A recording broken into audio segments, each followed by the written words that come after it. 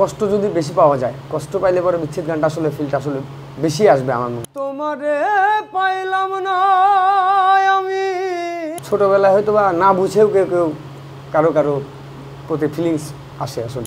নিঠুর বন্ধুরে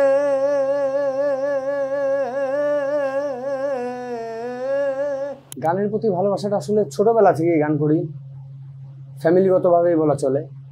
দাদু, আমার বাবার যে বাবা ছিলেন দাদুর মানে বংশ পরম্পরা যেটা বলে সেভাবেই গানের প্রতি আসলে ভালোবাসাটা আমার সৃষ্টি।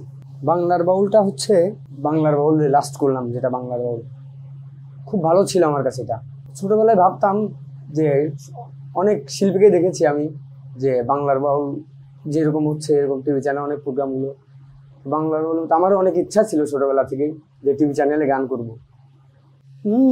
চলিতে চরণ চলে না, চলিতে চরণ চলে না, দিনে দিনে অবশ্য হই, আমার আগের বাহাদুরি এখন গেল কই। চলিতে চরণ চলে না, চলিতে চরণ চলে না, দিনে দিনে অবশ্য হই, আগের বাহাদুরি এখন গেল কই, গেল কই, আগের বাহাদুরি এখন গেল কই।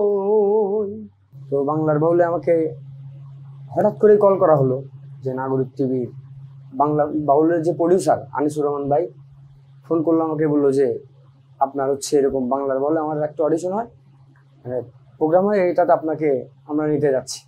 বাউল আসলে বাউল, আমি ছোট মানুষ, আমি অনেক ছোট মানুষ। বাউল শব্দটার অর্থ হয়তো বা অনেক বড়। বাউল হওয়াটা আসলে অনেক সাধনার ব্যাপার, এখনো হতে পেরেছি কিনা সেটা আমি আসলে এখনো জানি। বিচ্ছেদ গান আসলে এটা ছোটবেলা থেকে গান করতাম বাবার মুখে। আসলে ফার্স্ট আমার ক্লাসিক্যাল গান যেগুলো মান্না দে স্যার, হেমন্ত মুখোপাধ্যায়, ভালো মানে এইগুলা গানই, ওনাদের গানই আগে আমি হচ্ছে শুনতাম, প্রচুর পরিমাণে শুনতাম, গাইতাম।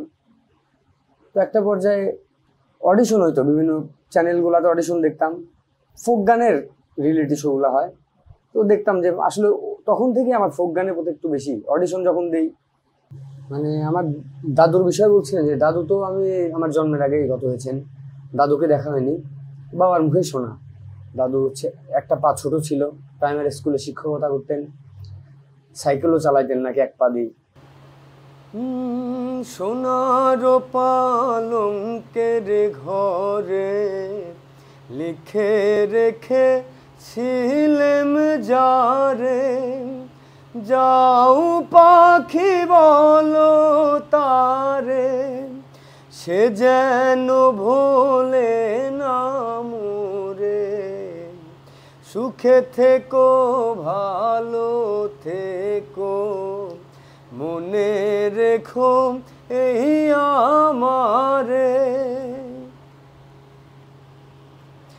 বুকের ভেতর নোনা ব্যথা, চোখে আমার ঝরে কথা, এপার ওপার তুল পার কাম, বুকের ভেতর নোনা ব্যথা, চোখে আমার ঝরে কথা, এপার ওপার তুল পার কাম, মেঘের উপর আকাশ উড়ে, নদীর ওপারে পাখির বাসা। আমার বেড়ে ওঠা, আমার জেলা হচ্ছে পাবনা জেলা, হোমটাউন পাবনা জেলা হচ্ছে আপনার বেড়া উপজেলা, নতুন ভারেঙ্গা গ্রাম আমাদের। পড়াশোনা school, primary school, high school Bharenga, নতুন ভারেঙ্গাতে আমার। আর ইন্টারমিডিয়েট করেছি কাশিয়াতপুর আব্দুল লতিফ উচ্চ বিদ্যালয়, আর honours masters Pabna Edward college থেকে। কষ্ট বেশি থাকলে হয়তো বা আসলে বিচ্ছেদ গানগুলো আসলে ভালো হয়, এটা আমি মনে করি। কষ্ট না থাকলে হয়তো বা হয় না যে সেটা না, কষ্ট না থাকলে হবে। তারপরে আমি মনে করি যে আসলে বিচ্ছেদ গান কষ্ট যদি বেশি পাওয়া যায়, কষ্ট পাইলে পরে বিচ্ছেদ গানটা আসলে ফিলটা আসলে বেশি আসবে আমার মনে। অতীত পাস্ট ওটা আসলে অনেক ছোটোবেলায় হয়তো বা না বুঝেও কেউ কারো প্রতি ফিলিংস আসে আসলে। তো আমার ওরকমটা কিছু একটা ছিল। বারী সিদ্দিকী স্যারের গান প্রচুর পরিমাণে শুনতাম আমি। মানে আমার ফোনে যদি, তখন তো ওইরকম ফোন ছিল না, দাদার একটা ফোন ছিল। আমার দাদা আর্মিতে জব করে, দাদা একটা ফোন নিয়ে আসেন, ওই ফোনে 20 থেকে 25টা যদি গান থাকে, তার ভিতর হচ্ছে আপনার 15টা 16টা গান এসেছিল বারী সিদ্দিকী স্যারের। প্রচুর পরিমাণে শুনতাম তার গান। তোমারে পাইলাম না আমি, তাতে দুঃখ নাই,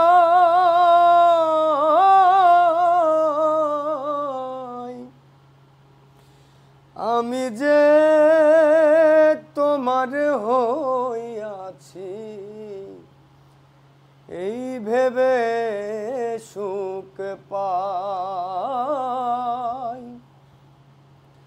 আমি যে তোমার হইয়াছি এই ভেবে সুখ পাই,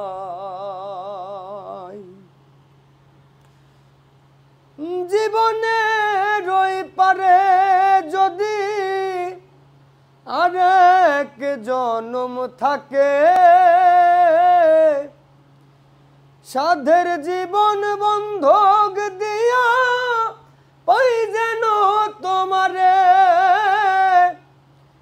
জনম জনম আমার সুরে তোমারই গানে গাই আমি, জনম জনম আমার সুরে তোমারই গানে গাই। আসলে গানের প্রতি ছোটবেলা থেকে যেই পরিমাণ নেশা ছিল, মানে কারো কথাই শুনতাম না গানের জন্য। হচ্ছে গান শিখতে যেও, গান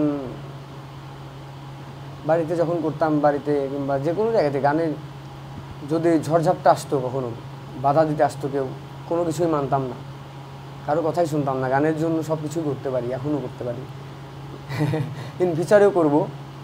এই জন্য আসলে নামটা দেয়া গান পাগল। এ জন্মে তুমি হলে না আপন,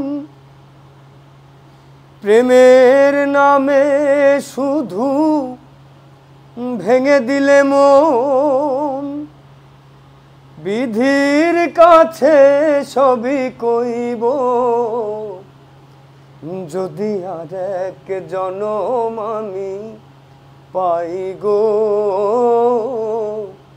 সে জনমে তোমাকেই চাই গো, যদি আর এক জনম আমি পাই গো, সে জনমে তোমাকেই চাই গো, এ জনমে তুমি হলে না আপন, প্রেমের নামে শুধু ভেঙে দিলে মন, বিধির কাছে সবই কইব যদি আর এক জনম আমি পাই গো, সে জনমে তোমাকেই চাই গো। গান আসলেও গান একজন গীতিকার, সুরকার, যিনি গান লিখেন, সুর করেন, আসলে গান তো আসলে জীবন্ত প্রাণ, একটা জীবন গান। তো এই কথাটা এখানে লেখা হয়েছে, গান হচ্ছে বিশুদ্ধ প্রাণ, মানে জীবনের কথা বলে এখানে। মাটির গান, মাটির গান আসলে জীবনের কথাগুলোই তুলে ধরে এখানে। এটা নিয়ে আসলে এগুলো ভাবনা চিন্তা নিয়ে ডিসক্রিপশনটুকু দেয়। আমি যখন প্রথম গান করতাম, মানুষ তো ফার্স্টে তো বড় হয় না, আস্তে আস্তে কষ্ট করতে করতে বড় হয়। তো এরকমটা অনেক শুনেছি যে এরকম কিছু কিছু এক্সকিউজও আসে যে আসলে যারা সেলিব্রিটি হয়ে যায় তারা নাকি মানুষকে মানে এরকম ভালো চোখে দেখে না, মানে সম্মান করতে জানে না, সম্মান করতে শিখে না। 5 বছর পর আসলে গান হচ্ছে সঙ্গীত, আমি মনে করি যে চর্চার বিষয়, সঙ্গীত সাধনার বিষয়। যে যত সাধনা করবে সঙ্গীত নিয়ে তত উপর উঠবে। তো আমি চেষ্টা চালিয়ে যাচ্ছি, সবার আপনাদের দোয়ায়, সবার দোয়ায় চেষ্টা চালিয়ে যাচ্ছি। এখন কতটুকু যেতে পারবো জানি না, তবে আমার চেষ্টা আমি চালিয়ে যাব, হয়তোবা বেটার কিছুই আসবে। এরকম এখন দেখা যাচ্ছে অনেক হয়, এখন অনেক স্মৃতি আছে গানের, আমার গান লাইব্রেরি এখন অনেক পাচ্ছি আমি।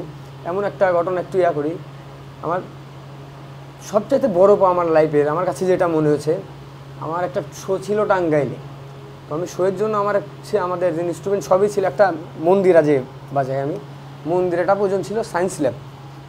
আমার একটা ভাইয়ের ইনস্ট্রুমেন্টের দোকান আছে, তো ওখান থেকে মন্দিরাটা নেওয়ার জন্য ওনাকে কল করা হয়েছিল, বললো যে আমার কাছে আছে, তুমি এসে নিয়ে যাও এখানে।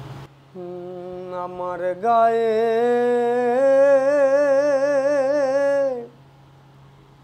যত দুঃখ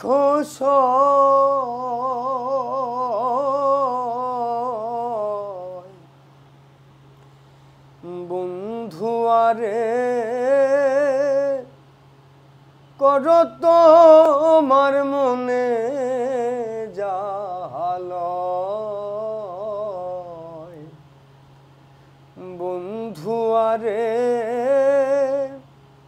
কর তোমার মনে জাহালয়, নিঠুর বন্ধুরে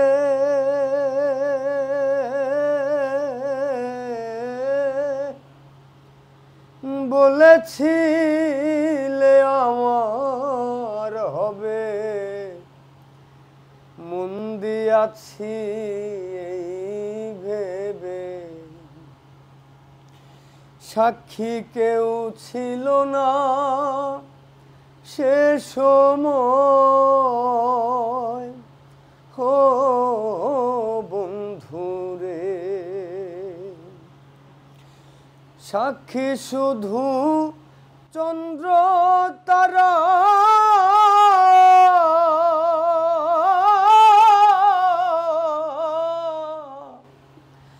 একদিন তুমি পড়বে ধরা রে বন্ধু, ত্রিভুবনের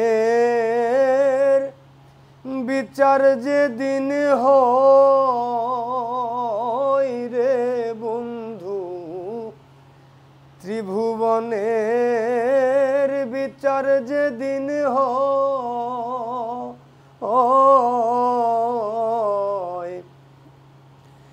বন্ধু আরে কর তোমার মনে জাহালয়।